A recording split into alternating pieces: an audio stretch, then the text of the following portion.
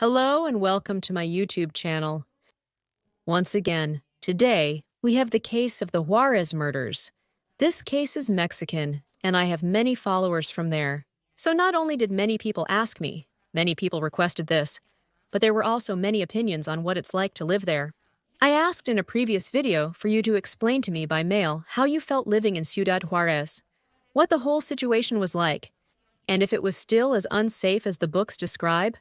I've realized through your emails that there are many people who know others who have disappeared. And I'm not talking about one, but two or more. The corruption that occurred at a certain point in Ciudad Juarez was such that these data remained hidden. Or rather, the people who saw that what was happening was not, so to speak, normal, were threatened not to disclose this data. There are tons of documentaries on this subject, and there are also several books. The ones I read the most are Harvest of Women and the Daughters of Juarez. What I'm going to say in this video, then, is a small part of everything that happened. To learn more, please read the rest, or at least some of the books I mentioned. I also suggest checking out the documentaries. Ciudad Juarez is a city in the Mexican state of Chihuahua. It is also a border city with the United States, in fact the largest in the entire country. It is also situated 4 hours from Chihuahua's capital. The most recent census estimated a population of around 1.5 million people.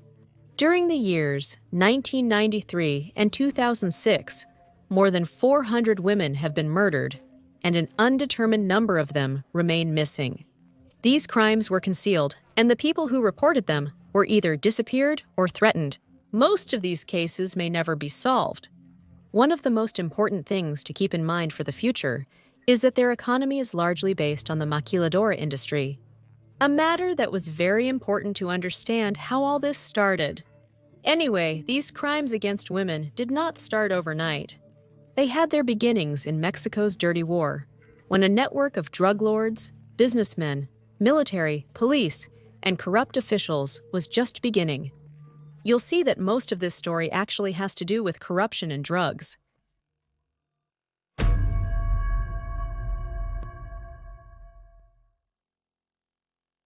The story begins in 1993, or at least that's when it starts to become noticeable that something was happening around those dates.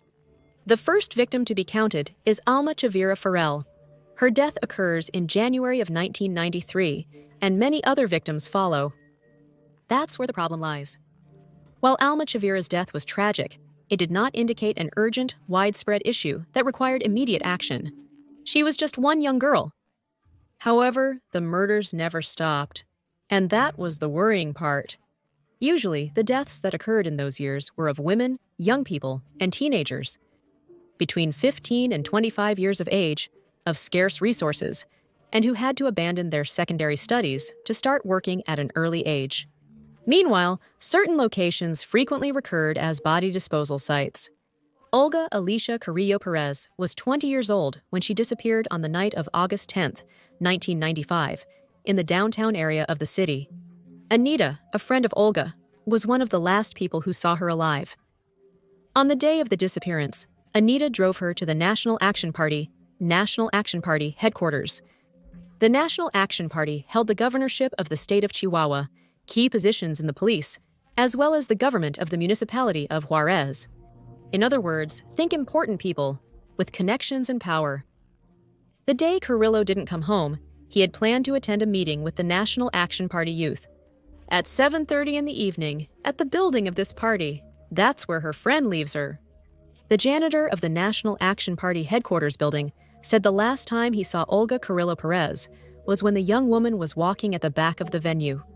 After leaving the meeting, the man declined to say if he saw anything unusual that night. The National Action Party janitor wasn't alone in his reluctance to speak. Anita, the young woman's former supervisor, who had taken her to the National Action Party board on August 10th, also refused to talk. Anita and the janitor's silence, though seemingly complicit, may stem from fear. In reality, there were many people, many survivors, who didn't want to tell what was happening, who didn't want to make complaints, who didn't want anything because they knew they could end up dead. Another victim, found in Lote Bravo, near Olga's corpse in 1995, was identified as Sylvia Elena Rivera, 17 years old. Sylvia was last seen on July 11th, 1995, when she was heading to the Ibero-American Preparatory School. Her corpse was found on September 2nd of that year, with her right breast severed and the other bitten off. Adriana Torres Marquez, 15, also had signs very similar to the last young girl. She had disappeared 6 months before her remains were located on the outskirts of the road to Casas Grandes, in the vicinity of the Santa Elena farm, south of Juarez. Adriana Torres was last seen on May 8th in front of Tres Hermanos shoe store on Vicente Guerrero Avenue. 17-year-old Elizabeth Castro Garcia is another victim murdered in 1995. Later, it would be said that all these deaths had been caused by the same criminal. A friend last saw her at the corner of Juarez and Vicente Guerrero Avenues in the city center. Many of these girls also disappeared in the center, in places quite full of people, which anyone would say, why didn't anyone help them? Why didn't anyone see this? It just happened. Her disappearance would be reported on August 14th of that same year, and her supposed body would be found on August 19th, at kilometer 20 on the road to Casas Grandes, south of Juarez. Obviously, as you can notice, there was a pattern that was standing out in those cases. Elizabeth Castro, Adriana Torres, and other young women were disappearing in broad daylight in densely populated places, where there was more police patrol than in other places. And yet, no one saw anything, no one heard anything, no one reported anything, and certainly no police came to their rescues. Diana Valdez's book, The Harvest of Women, reveals that eventually, the truth about these events started to come to light. And when it came to light, it provoked a series of threats towards the various people who wanted to make all this information known. In 2004, 3 Mexican police officers sent her a warning message to stop and abandon her investigation. That is, she also received threats from the police. In fact, evidently, there were some police officers involved in some of these cases. You likely have experience with similar cases already, since on my channel I have talked about situations in Argentina where this use of power to hide certain things, like abuses or murders, occurs exactly. I have 2 example videos for you to watch. Imagine this. There was a woman who was locked up, tortured, raped, who survived these things and did not want to report it. She left Juarez, left everything because she knew 2 things. 1, that they were not going to take her seriously, and 2, that she could be under threat. They could kill her. I say this because I don't know what happened since she left. She could have been threatened, which is why she decided not to continue. But of course, the only problem in Juarez was not machismo, but there were also other things. And then you might ask, weren't men also being killed? Yes, but the deaths were completely different, especially when we talk about the severity, how the bodies were found, what the tortures did to them. It looked completely different. The deaths of men were more related to cartels, drug use, or even theft. Not so much like abuse. I even have to say anyway that there was organ theft, but this went both ways, men and women. Let's say that the deaths of men were more in the sense of debts, messing with dangerous people. But they looked like accidents in which there were firearms involved. Even added to this are the deaths of men who were working to uncover the truth or to analyze the data of the deaths that were in Juarez. But they were not tortured in the same ways. Instead, the bodies of the women, when discovered, were in horrible states, in open fields, left by the side of the road. What if I've said on this channel that I didn't want to do cases like Junco Ferruta's? Because of exactly the kind of heinous crime it represents? This, if you know it, is similar. Let's say the wounds were just for fun, for the enjoyment or satisfaction of the attackers. So, 4 groups of multiple women's homicides were reported in 1993 and 2003, 38 in Lote Bravo, in 1995, 9 in Lomas de Polio, in 96, 8 in a field, Cotton on Ejercito Nacional Avenue, in 2016 in Black Christ, in 2003. Despite these clear groups of homicide that were happening, the authorities in Chihuahua continued to downplay the problem. Instead, they attacked critics and accused human rights activists. And why did they accuse them? Because they were being exaggerated people. The authorities said that they were not only exaggerating, but also all this was happening exactly the same in the rest of the world, with the same numbers and the same kind of murders, when that was not true and people knew it. But besides, there were no leaders or influential people talking about the issue. Therefore, there were no people talking to the media about what was happening, and there were no people representing the mass of concerned people. Sagrario Gonzalez Flores vanished on April 16, 1998. Sagrario's body was found in Loma Blanca, in the Juarez Valley, at the other end of the city. Guillermina Gonzalez, Sagrario's sister, helped create the group Voices Without Echo, a non-governmental organization seeking justice for her sister and other victims. The group painted black crosses inside pink squares on the city's posts, in memory of each young woman or girl murdered. This design became the flag for the cause. A member of Justice for Our Daughters explained that the black color of the cross symbolizes death, while the pink signifies the promise of life and youth. Guillermina Gonzalez pointed out that the group was often attacked by government employees, and the difficulties to continue with this organization increased. Despite all this, however, Voces Quinico remained for several years. In 1999, 14-year-old Nancy Villalba was sexually assaulted and left for dead by Jesus Guardado. Marquez, who was a bus driver for a contractor at a maquiladora where Nancy worked. The authorities in the state of Chihuahua used her case to solve everything at once. 7 murders that occurred between 98 and 99. And they did this several times. Every time a murderer, a person, that is, a name to blame, appeared. They blamed that person for all the murders over a certain number of years, without evidence, without proper trial, without anything. They simply blamed them. And while I'm not going to say that the people who were blamed were innocent of certain things, they were not guilty of killing all the people, all the women in that city. Not at all. In this particular case, unlike previous victims, whose bodies had been found in Lomas de Poleo or Lote Bravo, the bodies of these women were scattered throughout Juarez. In March of 2004, state officials were focusing on prostitutes while investigating several bars in the red light district of downtown. The police said that the operation was driven by the discovery of a woman's body in the Black Christ area earlier that month.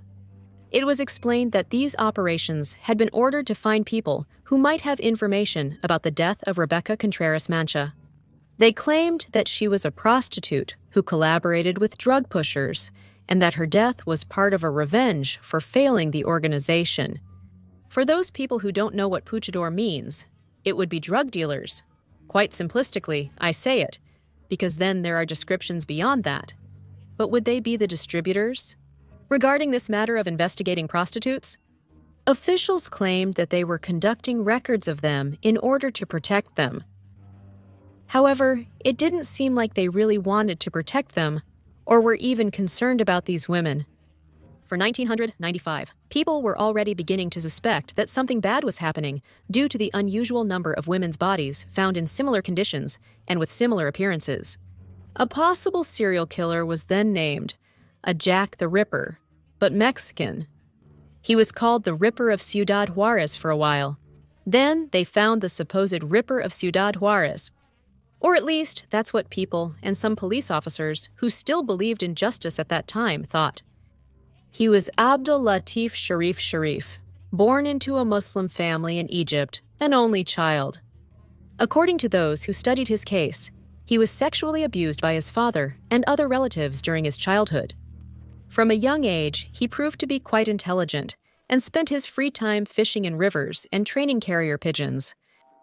When he was 12 years old, he promised his father he would marry his 10-year-old cousin, and 3 years later, he abandoned this idea to travel to the United States.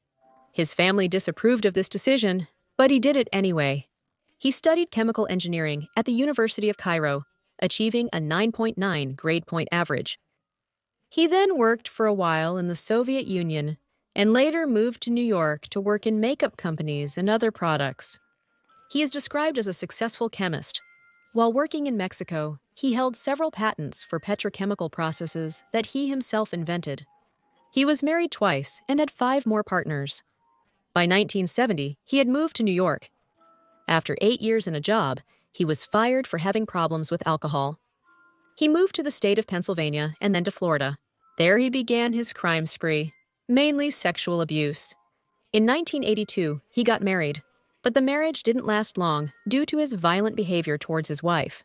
Sheriff has been described as an alcoholic man, a pedophile, and promiscuous. His first case of sexual assault was recorded on May 2, 1981, in Palm Beach, Florida. He deceived a woman by offering her a job as a housekeeper, but he kidnapped, beat, and raped her. This victim claimed that he had said to her when he was done, "Oh, did I hurt you? I think you should go to a hospital."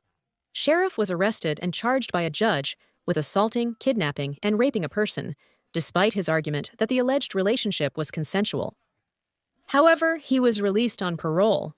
Immediately, he attacked another woman in August of that same year and was sentenced to 45 days in jail. The following year, he moved to Gainesville, where he got married for the second time. His second wife also divorced him after he beat her until she was unconscious. He committed a total of 5 crimes in the United States. His victims were Joanne Collins, Paul Desmink, Janet Strobin, Molly Fleming, Susan Waithe, and Nancy Diaz. For the case of Susan Waithe, he was sentenced to 12 years in prison, but only served 5 and was released.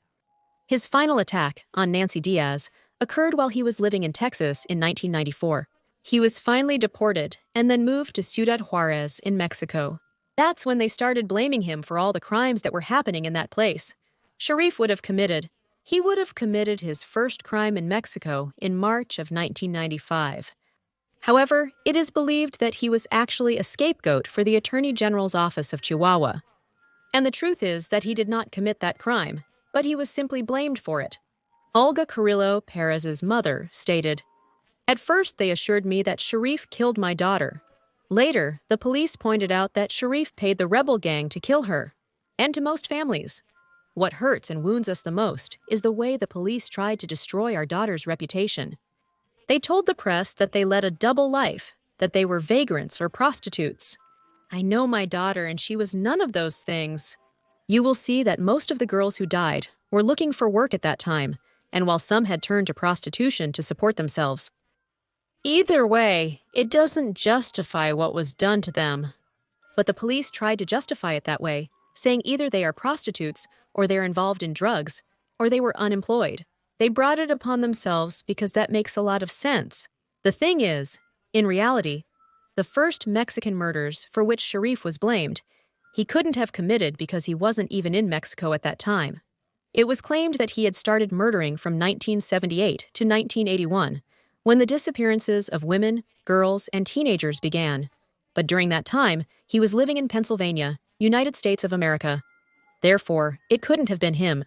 When he arrived in Mexico in 1994, he lived in the Rincones de San Marcos neighborhood, a very nice area in Ciudad Juarez. His residence was sponsored by the company he worked for at the time. It was then where the following alleged crimes would occur, from 1994 to 1995. Blanca Estela Diaz, a 19-year-old prostitute, reported Abdel Latif Sharif on October 3, 1995. For allegedly kidnapping her for 3 days, beating, raping, and threatening her with death. This, in particular, may be true, as well as it may be something that the police forced her to do in order to finally catch him and accuse him of the other crimes. Even so, I obviously doubt that he is a super innocent person, but we can't prove that he did commit any of these crimes. Instead, we can say that definitely all the crimes he was accused of could not have been his. The charges were dropped because the authorities found no evidence of sexual abuse. However, the government of Chihuahua was under pressure from the citizens and the press to find a culprit for all the homicides in the city. So, Sharif, with this criminal record that I'm telling you about, was the perfect candidate to be accused of the homicides, given the recent complaint and the murders. Given that he had recently moved, they pointed him out as guilty. Yari was accused of killing Elizabeth Castro Garcia, his alleged partner. Eunice, the possible victim's sister, reported her disappearance on August 15, 1995. Was it thought that the case had been solved when a woman's body matching the description of Castro Garcia's body was found in Lote Bravo? However, the investigation took a surprising turn when Elizabeth Castro Garcia was found alive. The body found belonged to Sylvia Rivera Salas, who had also disappeared in '95. But in March, many times bodies found in different places were assigned to missing girls without conducting the necessary tests. That's what happened on this occasion. Witnesses had stated that Rivera Salas had been kidnapped by two men in a van. Even so, Sharif was sentenced to 60 years in prison for the murder of this girl, while a case was opened to accuse him of the homicide of 17 other women. Back without much evidence, so to speak. In fact, evidence against. Because he wasn't there for most of these murders. And besides, when he was in jail, they accused him again. So, while in prison, groups of more raped, strangled, and tortured women kept appearing all around Ciudad Juarez. They kept turning up dead. And if the so-called serial killer was behind bars, how could he have done it? How could he have killed them? This narrative began that he controlled everything from jail and that he paid others to do the dirty work. From the Social Reintegration Center Cerizo in Ciudad Juarez, he gave press conferences where he claimed that he was not guilty of the multiple homicides. Between October of '95 and April of '96, while Sharif was still in jail, another 12 femicides would occur. In 1996, the so-called Juarez City Rebels, a group of serial killers, would be arrested and charged with the murders of 17 women. That same year, another group of men who were killing together, the route drivers or drivers of Juarez City, were also captured. Now, all of this, according to the narrative that was presented at that time, was controlled by Sharif himself. Each person, each group of serial killers had been hired by him from jail. In this way, Sharif was blamed for being the person who planned everything. So, any murder that happened was his fault, and he probably had hired more people to keep killing in his name. For 1996, he was still being accused of 17 counts of murder, 24 of being the mastermind, and dozens of charges for rape, kidnapping, human trafficking, and organized crime. Abdel Latif Sharif died on June 2, 2006. His cause of death, according to authorities, was a heart attack and hypovolemic shock caused by chronic bleeding due to an ulcer. In 2003, he was diagnosed with liver cirrhosis, hepatitis C, and alcoholic hepatitis. He was buried in Mexico, with no family found to repatriate his remains. Karim el-Sadat attended the funeral, who was then the consul of Egypt in the country. Until his death, he claimed that he was innocent, and, in fact, the femicides never stopped. The belief that he was just a pawn of the police is still intact. And while he may have been guilty of some crimes, he was by no means the Ripper of Ciudad Juarez. And he had nothing to do with it. I mean, he had no way of doing all this with the overwhelming number of deaths that were in Juarez. He was primarily guilty of the crimes in the United States, but less so for those in Juarez. After his death, there was no way to justify it anymore. Diana Washington, author of the book Women's Harvest, Valdez, said the following regarding his encounter with a person who could, or rather, promised, to provide answers to these murders. José Santiago Vázquez Conchelos, head of the Specialized Sub-Prosecutor's Office for the Investigation of Organized Crime of the Attorney General's Office, or shorter, UEDO. He arrived in El Paso to interview me in August of 2002, 2 months after El Paso. Times published the series of reports on the crimes, called Death Stalks the Border. You asked jealously about an alleged statement issued by Jorge Campos Murillo, Deputy Attorney General of the Republic, in the sense that several young men from wealthy families were involved in some of the crimes against women in Juarez. Campos had mentioned this during a press conference in Mexico City at the beginning of 2002. The official then traveled to Juarez, where local reporters inquired about the new investigation. Campos said he was requesting Federal Bureau of Investigation collaboration and had made a formal request through the Mexican consulate in El Paso. 2 weeks later, Campos was surprisingly removed from the Juarez case and transferred to another area of the Attorney General's Office, ESE. Campos knows nothing, Vasconcelos commented during the meeting. I also asked him about the 2 federal agents accused of torturing and murdering Sylvia Arch and Griselda Maris, and Vasconcelos assured that he would investigate those reports. At the end of the interview, the official reiterated that the Attorney General of the Republic, Rafael Macedo de la Concha, was quite concerned about the murders against women in Juarez. In June 2002, when the series of reports was published, El Paso Times had estimated that about 320 women had been murdered from 1993 through January 2004. Attorney General Macedo de la Concha appointed Maria Lopez Urbina as the first federal special prosecutor in the attention of crimes related to the homicides in the municipality of Juarez to investigate the murders of women. In March 2004, just before International Women's Day, Amnesty International released statistics at a press conference in Mexico. The International Human Rights Organization. 417 women, including the victims in Chihuahua, had been murdered since 1993. From my encounter with Vasconcelos until the end of 2003, 85 more women were murdered. Obviously, this woman was looking for answers, someone who could tell her what was going on, who could tell her that yes, it was going to be investigated, and what had happened to this man who had promised such things, and they had taken him out, but nobody did anything. Over time, police corruption became more evident. In the year 2000, two administrators from the Attorney General's office in Chihuahua, Norberto J. Suarez Gomez and Jose Manuel Diaz Perez, were accused of trying to sell their positions for $500,000. It then began to be believed that these crimes were the work of some depraved killers under police protection. Apparently, in reality, the criminals were powerful men who enjoyed influence in the highest spheres of the Mexican government. Serial killers, wild gangs, and drug pushers were also considered responsible, but most faced no kind of charge. What's more, the majority of names of people who committed all these murders over the years are unknown. It is estimated that some were serial killers, some were simply drug deals, and the others were gangs that were known. An interesting thing that also happened, which is related to this, is that Ramon Galindo, who was about to take office as mayor, had organized a retreat trip for young National Action Party members to the Sierra de Chihuahua. After Carrillo's disappearance, Galindo forbade the young people to collaborate with the efforts to locate her. Let's remember, Olga Carrillo Perez was found with her right breast cut off from her left breast was literally bitten off. She had been stabbed several times, her neck was broken, and there were signs that she had been raped. Therefore, obviously, a person who knows about this, or who is in some way responsible, or is hiding something, would not want people to find her. Dr. Irma Rodriguez Galarza, a forensic specialist in Chihuahua, concluded that some of the mutilated young women had also been tortured while they were still alive, which opens us up to a whole new world of possibilities as to who and why they were making the young women disappear and killing them.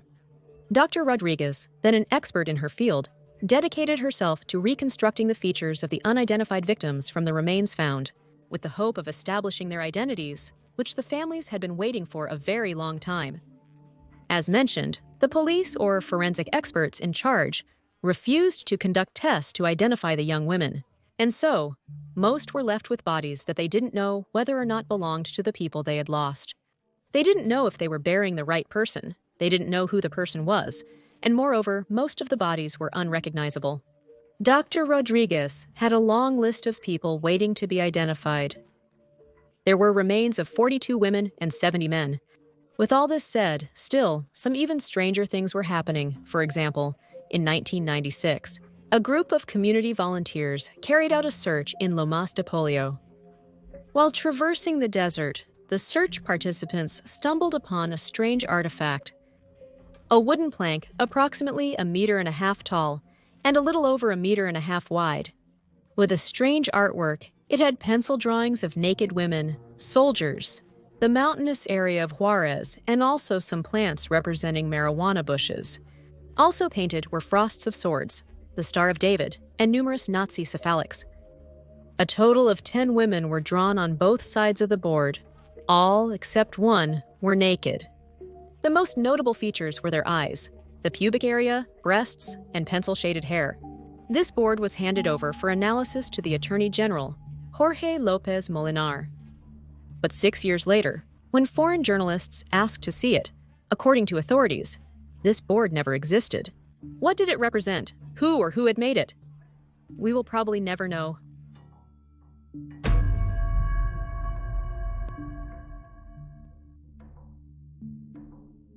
It was the night of February 5th, 2002. Mario Escobedo Anaya, a lawyer, left his job to go home from Constitution Street.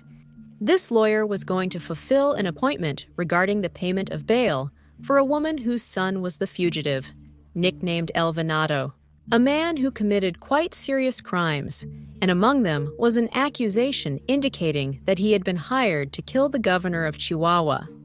Authorities said that Francisco Estrada, his real name, had murdered a police officer while escaping from the penitentiary in the city of Chihuahua. In addition, Escobedo Anaya was the defense attorney for one of the drivers accused of raping and murdering the 8 women whose bodies were discovered inside a cotton field in November of 2001. Now I remind you, however, that while there were indeed drivers who abused girls, this had also been a kind of trap so that people would point to the drivers and not to some more powerful individuals. Or at least that's what I understood from certain information, because clearly some names are not given. The lawyer sensed that someone was following him, and therefore, when he went out with his car, he tried to go faster and faster. This resulted in a high-speed chase. The desperate lawyer called his father on the phone, screaming for help while he was driving. Moments later, after a while of calls, the father heard a loud noise coming from the cell phone and lost contact. He then arrived at the scene and saw a major car accident. That was the noise he heard over the phone. He was informed of his son's death due to this accident and was ordered not to approach the area. But the cause of death was not any accident. His son died from a gunshot wound. What will they tell me? What does a gunshot wound have to do with a car accident? At first, the authorities in the state of Chihuahua explained that the police officers had killed the lawyer, mistaking him for the fugitive, Estrada, or rather, the deer. Shortly after, authorities said that Escobedo Anaya fired at the officers, and they were then forced to respond in self-defense. However, there was an eyewitness to all of this, who said they had a completely different version of events. It was a taco vendor who was in the area. The witness explained that after Escobedo's van crashed, the judicial agents who were chasing him got out of their units, and one of them, the first commander Alejandro Castro Valles, jumped to the back of the lawyer's van. He shattered the glass with the butt of his gun and shot Escobedo, Naya, at point-blank range in the head. Despite the testimony, which made a lot of sense within how the scene looked, the judge in charge of this case was very unwilling to accept the versions of the taco vendor, under the argument that the deadline to submit such a statement to the file had already ended. In the end, the agents were exonerated. No one was guilty of Escobedo's death, and it was also not explained why he had died. Besides, it was later discovered that what the agents had said about defending themselves from the lawyer because he was shooting at them was a lie. In the police car, in a photo taken for a newspaper the same night of the accident, there were no bullet holes. Instead, these appeared after that night, to continue with the narrative that the police had defended themselves. The issue of whether Venado had been involved in a plot to assassinate the governor was also quickly dismissed. They said he didn't have the profile for such a thing. But anyway, setting aside all the strange, corrupt things and the murders, why does all this happen in Juarez?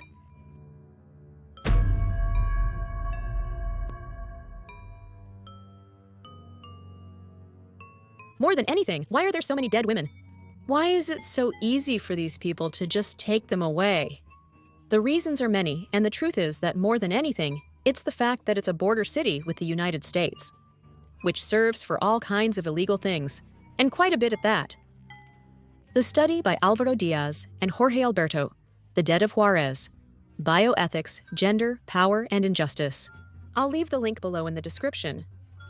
This tragedy demonstrates the progression and horrible end of abuse and the struggles many women currently face.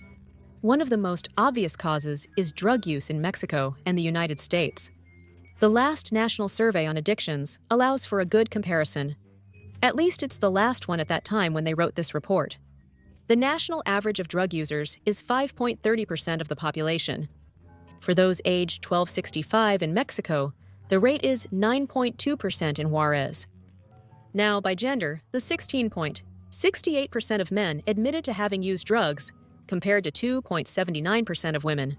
The national average for marijuana use is 4.7%, while in Juarez it is 8.42%. For cocaine, the national average is 1.45, and in Juarez it is 3.07. This means that for every 3 marijuana users, there is 1 cocaine user, a quite high average, but also understandable, given that there are dozens of drug dens in the city's suburban areas. These are the places where very low-quality drugs are injected or sold, sometimes for prices that do not exceed $1 per dose. It's clear that drugs are a significant issue in Ciudad Juarez, and its location on the border facilitates the problem. In this topic, criminals like the Amado brothers and Vicente Carrillo Fuentes marked the situation in 1990. They have been pointed out as responsible for many of the deaths and mysterious disappearances throughout that decade. Most importantly, they haven't been investigated properly. This is simply an example of those people who were in charge of all this drugs, disappearance, etc. But of course, this is not the only reason. This is just the beginning or the first cause. Now let's talk about what women are, more specifically, women's work. How did we end up with so many unemployed, and many of them having to turn to prostitution? This corresponds to the unprecedented growth of the maquiladora industry in the 80s, with the creation of thousands of jobs, especially for women, causing an increase in the female population. So, do we have many more women than men?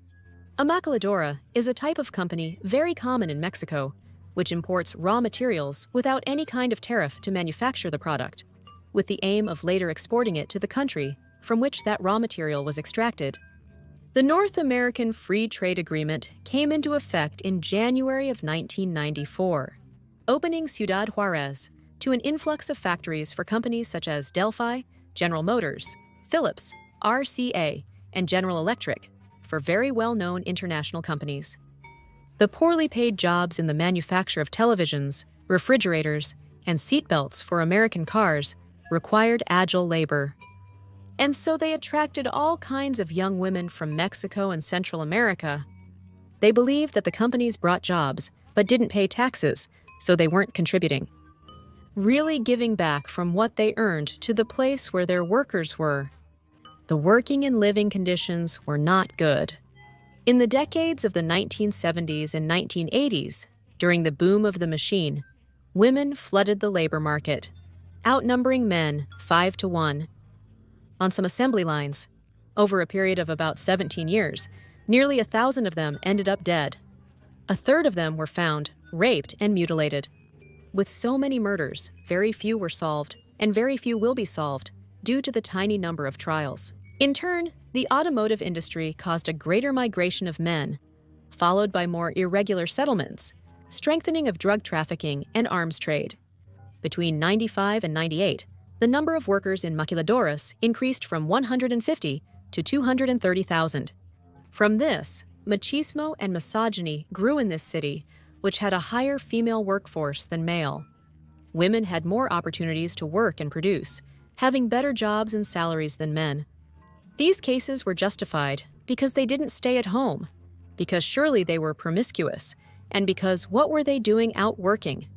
Basically, the police's motto at that time, while women were disappearing, being raped, and their bodies were also being destroyed, was, they must have done something. A common profile emerged among most women murdered early in the phenomenon.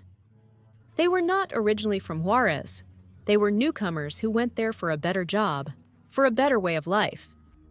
They lived in irregular settlements, were employees of the manufacturing industry, and had similar ages and physical characteristics. It should be noted, however, that not all cases were identical, while a significant portion more or less had a pattern. Not at all. All cases were like this. Therefore, it's not that there were 1 or 2 serial killers, but there was a whole set of people murdering them.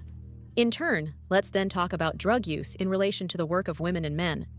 The woman had more work, she had a better living condition, and therefore, that kept her away from drug use, while men were much more involved in that world.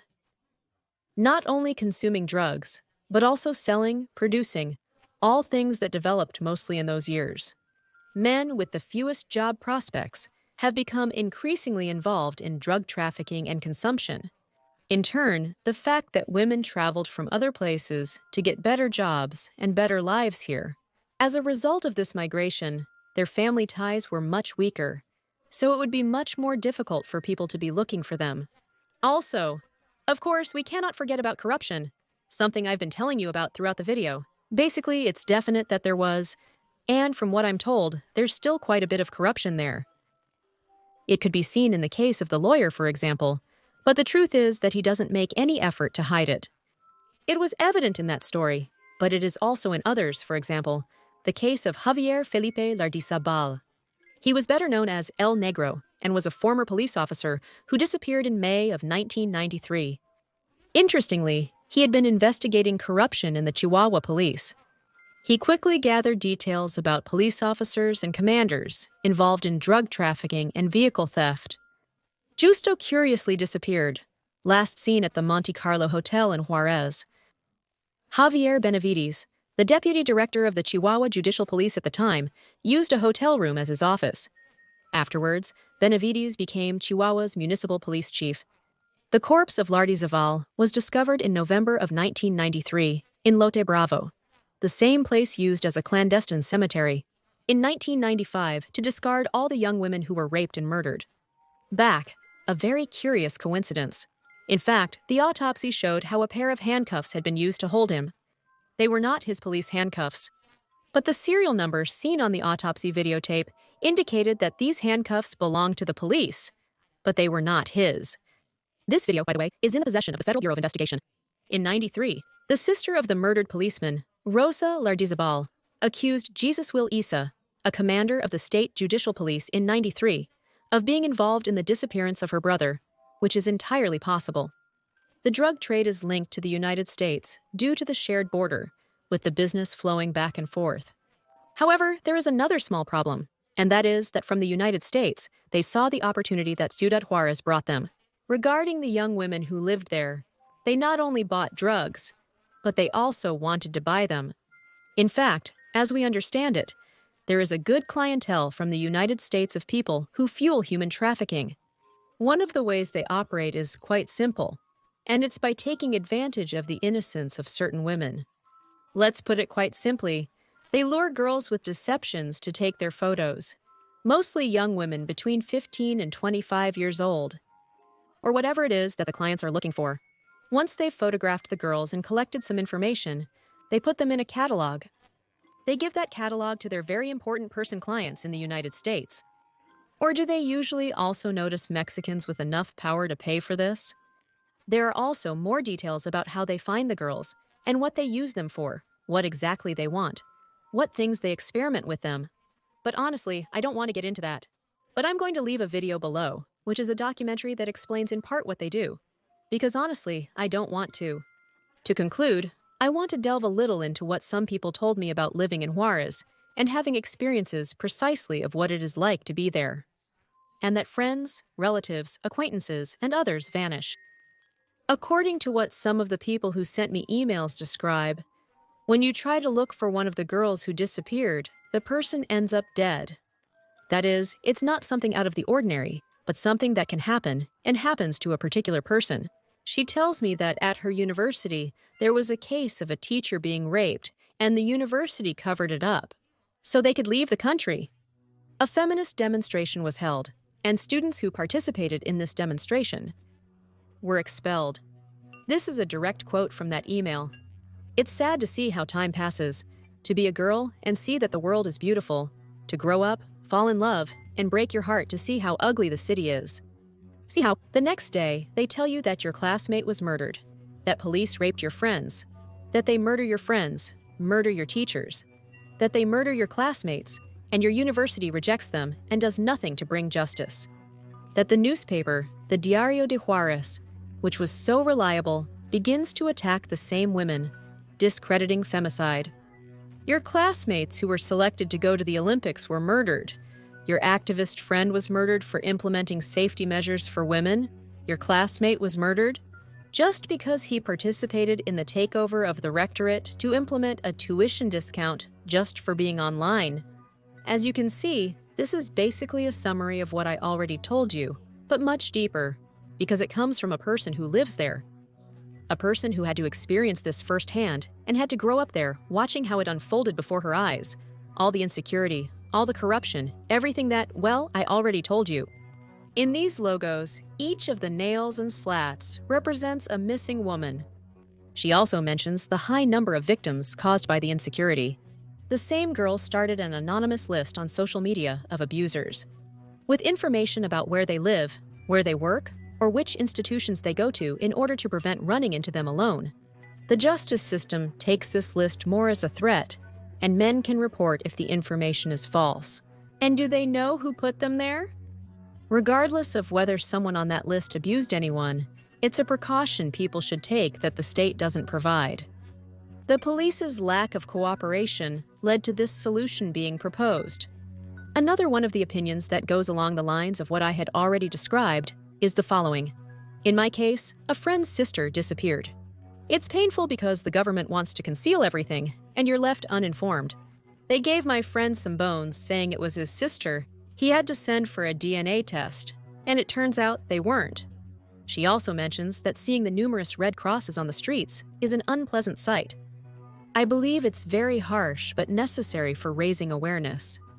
However, she also tells us that if you leave Juarez being from there, and you comment where you're from, that you're from Juarez, they automatically recognize this place as where women are killed, which must be a pretty ugly feeling to be recognized for these things. Finally, let's talk about the case of Marisela Escobedo, which was one of the most attention-grabbing in Juarez, according to what I was told by email. In fact, it was so attention-grabbing that they made a documentary about it that can be seen on Netflix. I'll be concise, as you can watch the documentary directly, but I'll do my best to explain it. Marisela Escobedo Ortiz was a social activist who began in 2008 due to the murder of her daughter, Ruby Marisol Freire Escobedo, who was only 16 years old. Marisela said that the culprit was her daughter's partner, Sergio Rafael Barraza Bocanegra. With her own resources, she managed to locate Barraza in Fresnillo, Zacatecas, where he was arrested and transferred to Ciudad Juarez. There, he confessed to the authority of the crime and pointed out the burial place of the remains, in one of the first oral trials in the history of Mexico, where the confession was not enough. That is, even though he himself admitted that he had killed her, where he had left her. The judges declared him innocent due to lack of evidence and set him free. He had admitted everything, and yet they set him free. Evidently, this scandal extended beyond Ciudad Juarez. So Marisela Escobedo became a public figure in this complaint. After this, Marisela left her job to fully dedicate herself to denouncing the impunity for her daughter's murder. She dedicated her life to gathering evidence to have the murderer rearrested and brought to trial, trying to get her daughter's killer in jail as he deserved, in ways that made those who were against her uncomfortable. This included walking the streets with a picture of her daughter's killer without any clothes on, organizing lots of marches, asking government officials, asking anyone who could take responsibility for this to do something, and even going to the place where the killer supposedly left her daughter's remains to gather evidence. And let's say she succeeded. A court overturned the acquittal, declared and sentenced Barraza for murder. However, he never set foot in jail, remaining a fugitive from justice. In response, she had to ask for justice again and demand they search for this man. And she was threatened with death, stating the following: "If this man is going to come to kill me, let him come and kill me right here, to the shame of the government." She was in the government palace of Chihuahua, aware of the death threat against her, and the possibility of someone coming for her, and that's why she decided to stay there. If that happened, everyone would see it. And indeed, it happened on December 16th, 2010. She was murdered in the presence of one of her children, shot in the head by an unknown person. A few years later, on October 7th, 2012, the Attorney General's Office of the State of Chihuahua captured Jose Enrique Jimenez Zavala, known as El Wicked, and presented him as the murderer of Marisela Escobedo. However, the son, who was a witness when his mother died, said that El Wicked was not his mother's killer, and he pointed to Andy Barraza, brother of the other Sergio Rafael, as the actual perpetrator. In November 2012, it was reported that Ruby's killer, Marisol Freire Escobedo, had died in a confrontation with the Mexican army. In turn, 2 years later, on the 30th of December 2014, the wicked was found dead in his cell. At first, it was said that he had died of natural causes, but days later, it was confirmed that he had been murdered by another inmate. This case illustrates the elements I previously mentioned. On one hand, the femicide caused by this man, and then the issue of justice, that it does not act, and when it does, it's barely. They failed, they said, well, yes, you're going to jail, but no news of the man they had to chase, and then they killed him. And the worst of all, they only act when they are pressured, and even when they act, they are not fully involved in the search for evidence, in the search for the guilty, in enforcing justice. This is what people complain about. If you want, go see the documentary The 3 Deaths of Marisela Escobedo. The documentary came out last year, recommended, just like many other documentaries that exist about the deaths in Juarez. You can search for it on Google, because there are so many that you will easily find them. I also leave the names below, or at least the ones I saw. There are some with a smaller budget, more from people who are living there, who ask others.